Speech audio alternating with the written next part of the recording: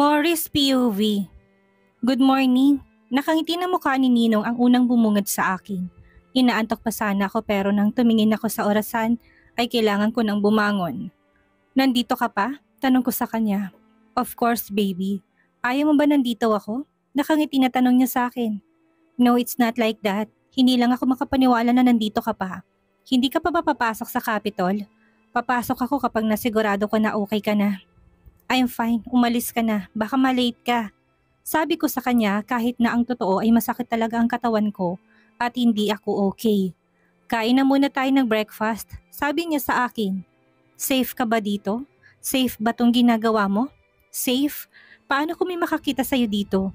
Paano kung isumbong ka nila sa ex-wife mo? Paano kung hinalikan niya ako sa lobby? Ang daldal mo baby, kumain na tayo bago pa ikaw ang kainin ko. Sabi niya sa akin na para bang wala siyang pakialam sa sinasabi ko. Ninong, pansinin mo nga ako.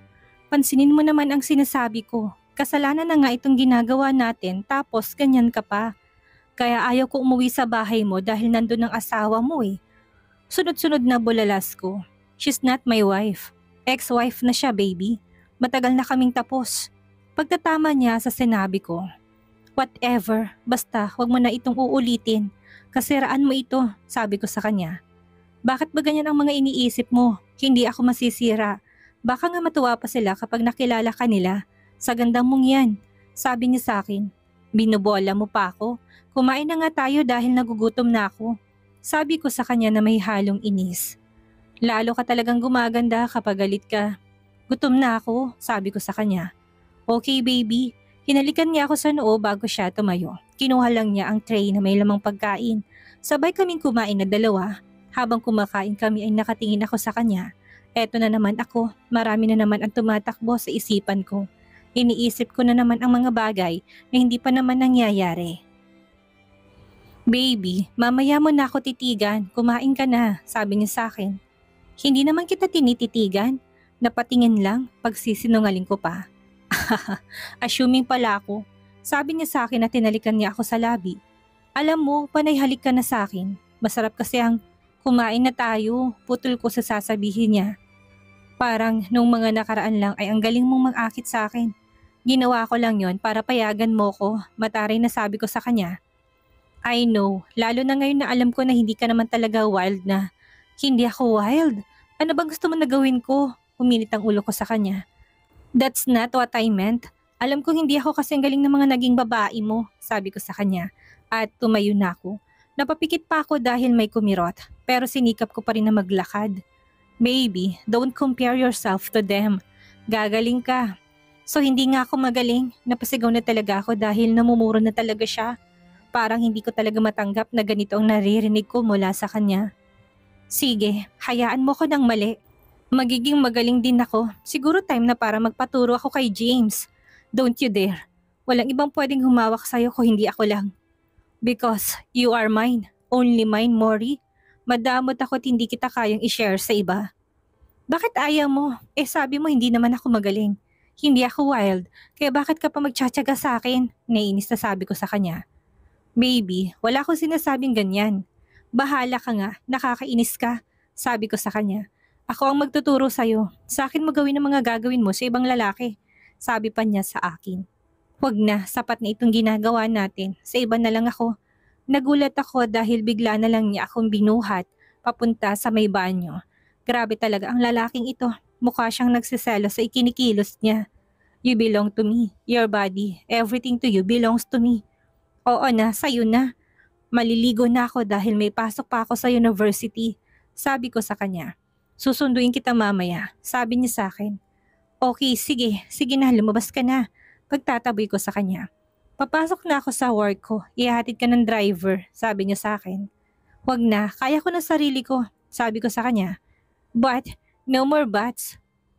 Okay baby, text me kapag nakarating ka na sa university. Opo Ninong, good girl, I gotta go now. Sabi niya sa akin sabay halik sa noo ko. Okay, sad ko. Wala man lang kiss, nakangisi na tanong niya sa akin. Lumapit ako sa kanya at tinalikan ko siya sa labi pero hinapit niya ang bewang ko at mas pinalalim pang halikan namin Pinalo ko siya sa braso dahil hindi na ako makasabay sa kanya. Hindi na kasi ako makahinga. Sorry baby, malambing na sabi niya sa akin. Hinalikan niya ako sa noo bago siya lumabas sa banyo. Nagpapasalamat naman ako dahil wala nang nangyari sa aming dalawa. Masakit pa ang katawan ko kaya hindi maganda na maging marupok ako dahil baka malumpo na ako. Mabilis ang ligo lang ang ginawa ko. Paglabas ko sa banyo ay wala na siya. Kaya naman nagbihis na ako at nagbook ako ng masasakyan ko. Pagdating ko sa university kaagad ako sinalubong ni James. Marami siyang tanong kagaya na lang kung okay lang ba ako. Kung may ginawa ba sa akin ng ninong ko. Gusto ko siyang sagutin na may ginawa nga pero ibang parusa. Masarap ang parusa pero masakit sa perlas. James, sorry kung kailangan pa kitang gamitin. Pasensya ka na kung nasuntok ko ang ex mo. Sabi ko sa kanya. Okay lang, masaya ako na nakatulong ako sa'yo. Nakangiti na sabi niya sa akin. Thank you dahil sinabayan mong mga kalokohan ko. Babawi ako sa'yo next time. At please lang, kung may feelings ka pa sa ex mo, balikan mo na lang at baka sakaling bumait. Pabiro na sabi ko sa kanya. Hindi ko naman talaga siya gusto. Napasubo lang ako sa pustahan namin ng mga kaibigan ko. Sagot niya sa akin. Ah, ganun ba? Baka mamaya pati ako isalin sa kalokohan niyo. Hindi, walang ganun. Nakangiti na sabi niya sa akin. Okay, sabi mo eh. Sige, pasok na ako sa class ko. Paalam ko sa kanya. Gumiti naman siya sa akin kaya naman naglakad na ako papunta sa class ko. Laking pasasalamat ko dahil walang nanggulo sa akin kahit pa nakita ko ang witch dito sa campus. Saktong 5 ng hapon ay natapos na ang klase ko. Paglabas ko sa gate ay wala naman ang kotse ni Ninong pero napangiti akong bigla na lang tumigil sa harapan ko. Ang big bike niya. Long ride? Tanong niya sa akin. Saan? Tanong ko sa kanya. Kahit saan mo gusto, ikaw nang bahala. Sagot ko sa kanya, sinuot niya ang helmet sa ulo ko at mabilis akong sumakay sa motor niya. Kumapit ako sa tiyan niya at nakapa ako ngayon ng mga pandesal niya. Mas okay sana na may sarili akong motor pero okay na ito, at least makakagala pa rin naman ako. Wala naman akong pasok bukas kaya okay lang naman siguro. Bakit may paganito ka? Tanong ko sa kanya habang nasa biyahe kami. Wala lang, gusto lang kitang makasama. Lalo na't alam ko na mahilig ka sa adventure. Sagot niya sa akin. Mahilig ka rin ba sa adventure? Tanong ko sa kanya. Oo naman, kahit anong position pa at kahit saan pa. Sagot niya sa akin kaya naman pinalo ko ng bahagyang tiyan niya. Ibang adventure na naman ang nasa isipan mo. Pero ano nga bang tawag sa ginagawa natin ngayon? Tanong ko sa kanya. It's our first date. Sabi niya sa akin ikinagulat ko. Date? Nagtataka na tanong ko sa kanya. Gusto ko pa na siguraduhin kung tama bang narinig ko. Yes, date. Hindi ko alam kung ano nga bang magiging reaction ko sa sinabi niya. Date? Seryoso ba siya? At bakit naman kami magdi-date na dalawa? Anong meron sa kanya ngayon? Anong meron sa amin? Sunod-sunod tuloy ang tanong ko sa sarili ko. Baby, are you okay? Tanong niya sa akin. Yeah, I'm fine. Mag-usap tayo mamaya, sabi ko sa kanya. Okay. Ani at biglang bumilis ang takbo ng motorsiklo niya kaya wala akong choice kundi ang mas kumapit pa sa kanya. Napangiti ako dahil maganda ang tanawin na dadaanan naming dalawa, malayo sa ingay ng syudad. Alam ko ay parte pa rin to ng probinsyang pinamunuan ni Ninong at nalaman ko na nasa Maynila ang pamilya ni Ninong. Doon palang mommy at daddy niya nakatira kaya nagtataka ako kung bakit mas pinili niya dito sa probinsya. Hindi naman siya masasabi na probinsya talaga dahil maunlad na rin naman ito. Tahimik ang paligid. Hindi ko alam kung saan ba kami pupunta pero napadaan na kami sa may mga palayan. Madilim ang paligid at tanging ilaw ng motorsiklo ang nagsisilbi naming ilaw. Hanggang sa tumigil na kami sa isang kubo. Kaninang bahay to? Tanong ko sa kanya. Nauna akong bumaba sa kanya tinanggal kong helmet sa ulo ko. It's mine, sagot niya sa akin. Maganda ba? Tanong niya sa akin habang nakayakap mula sa likuran ko. Yeah, maganda. Simple at tahimik, nakangiti na sagot ko sa kanya. Gusto ko na ditong tumira kapag tumanda na ako, biglang sabi niya. Matanda ka na po, pangaasar ko sa kanya. Tatanda ako nakasama ka, biglang sabi niya sa akin. Gusto mo akong makasama? Bakit ako? Bakit hindi ang mag-ina mo? Tanong ko sa kanya. Maury, can I ask you a question? What is it? Sa tingin mo, magugustuhan mo ba ako? Tanong niya sa akin ay kinagulat ko. Seryoso siya this time at alam kong hindi siya nagbibiro. To tell the truth, I don't know. Sagot ko sa kanya. Kahit na oo ang sagot ko ay mas pinili kong sabihin hindi ko alam. Ayaw ko na umamin sa kanya.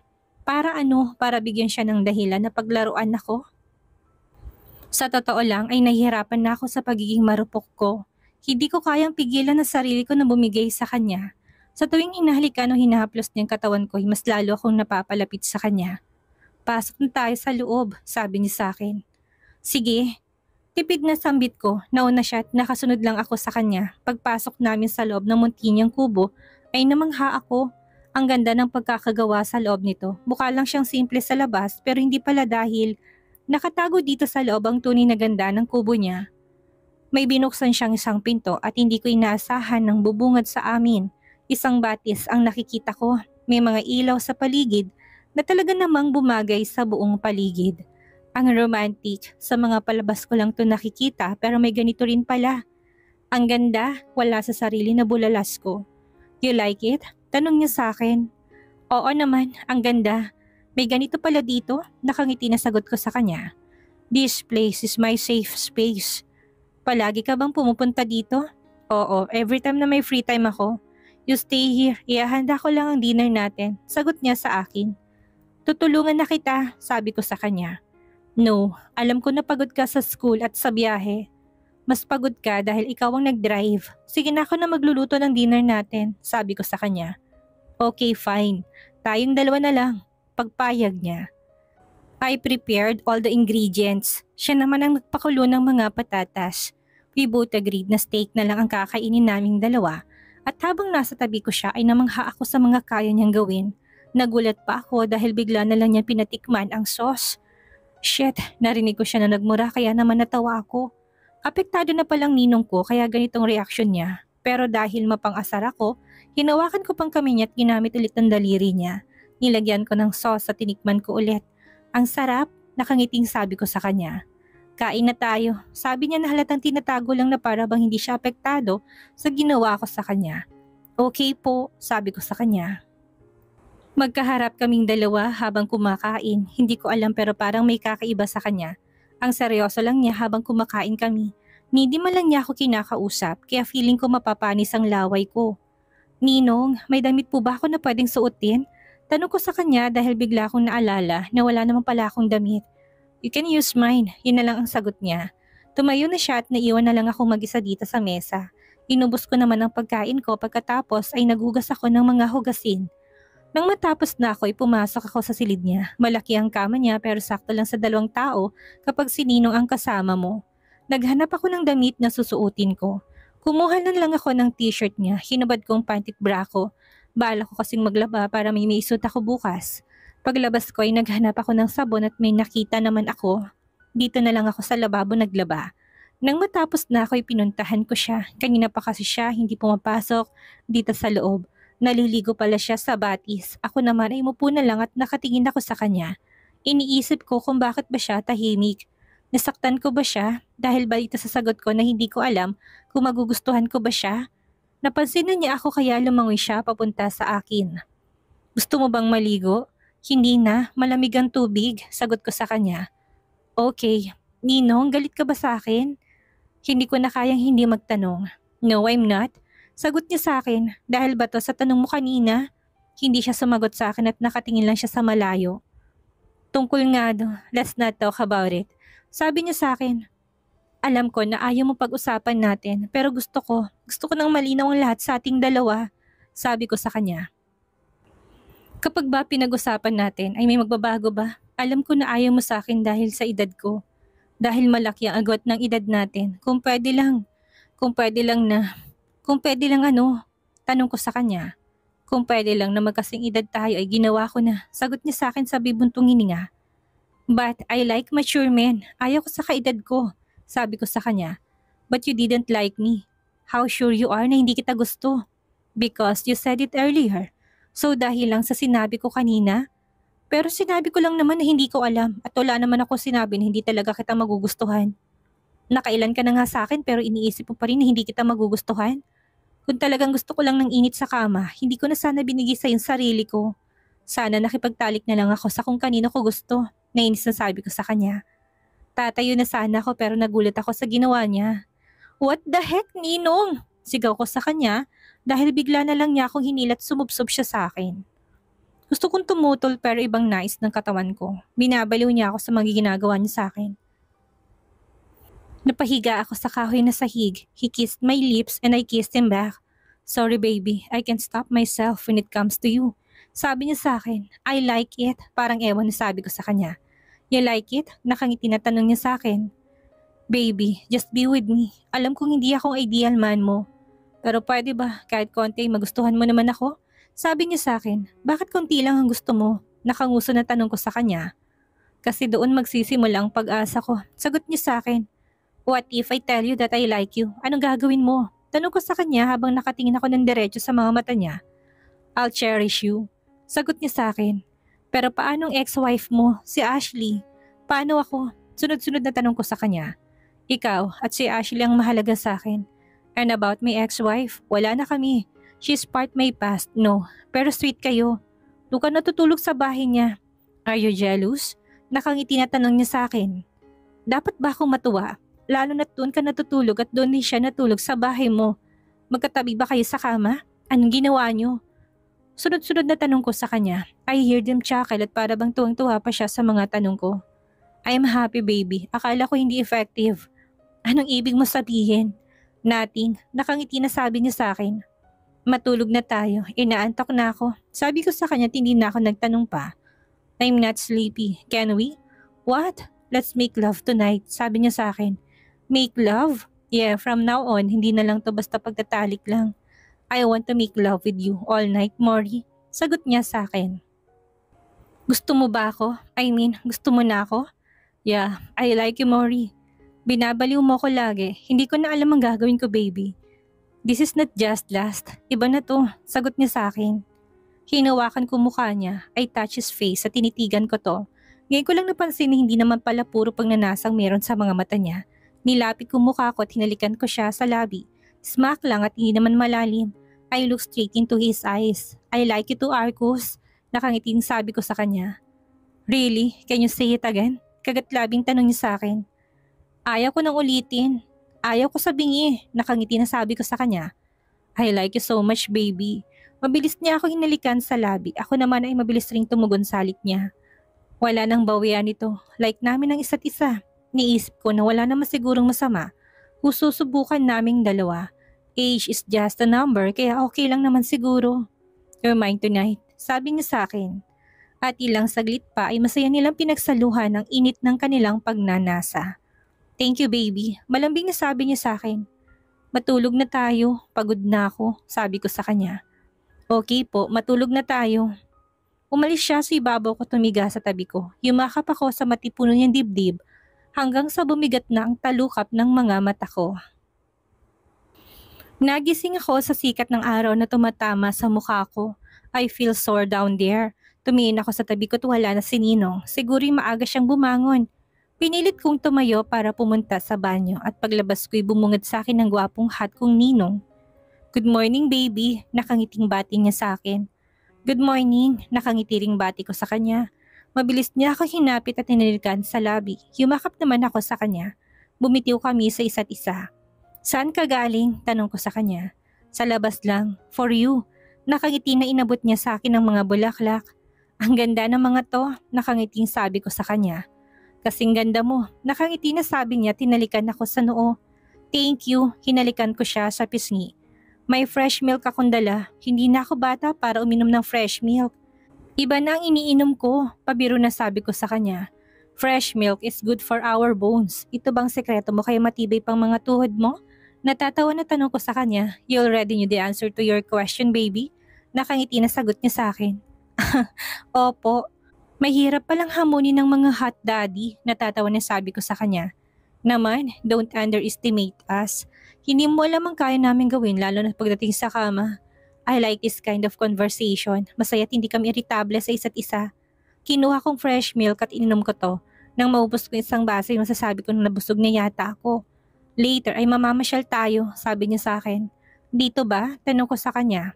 Oo, iikutin natin tong buong lugar. Kailan ba tayo uuwi? Bukas ng gabi tayo uuwi, sagot niya sa akin. Okay, sagot ko sa kanya.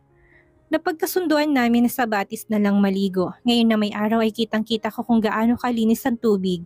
Suot kong damit at t-shirt at boxer niya. Maluwag pa sa akin pero carry na rin naman. Huhubarin ko rin naman kapag lumusong na kami sa tubig. Halatang wala pa siyang dinadala ditong babae dahil wala malang gamit na pambabae. At masaya ako na akong una. You're a goddess, baby. Kagatlabing puri niya sa akin ng tuluyan kung hinubad ang suot ko. Thank you, my Arcus. Nakangiting sabi ko sa kanya. Shit, mahina tong napamura. Mukhang gusto mo ang Arcus. Sorry but I like Ninong Gov. It's more attractive to me, sabi ko sa kanya. You're teasing me again, baby. I love teasing you. Nakangiti na sabi ko sa kanya at pinulupot kong braso ko sa leeg niya. Do you feel it? Yes, sagot ko sa kanya. You're my greatest temptation, baby. I let him claim me again. Nandito kami sa batis at wala kaming pakialam sa paligid. Ang tanging atensyon namin ngayon ay kung paano namin masasatisfy ang isa't isa. Tanghali na't kailangan na nating tumigil dahil masakit ng sikat ng araw. Pumasok na kami sa loob ng kubo. Habang nakatingin ako sa kanya at nagluluto ay napapaisip ako. Ano kayang dahilan kung bakit sila naghiwalay ng ex-wife niya? Alam ko na mabuting lalaki si Ninong kaya napapaisip talaga ako. Malaki na si Ashley at nagsisimula na itong magdalaga. Hindi lang ito matured kagaya ng ibang bata dahil masyado siyang na baby. Masasabi ko na daddy's girl siya pero mukhang mommy's girl din. Kaya hindi malabong mabuo ulit sila kung sakaling hilingin niya ito sa daddy niya. Masama ba ako kung hilingin ko na hindi na mabuo ang family nila? Oo, selfish ako dahil sarili ko lang ang iniisip ko. Pero masama ba? Masama ba gusto kong sumaya?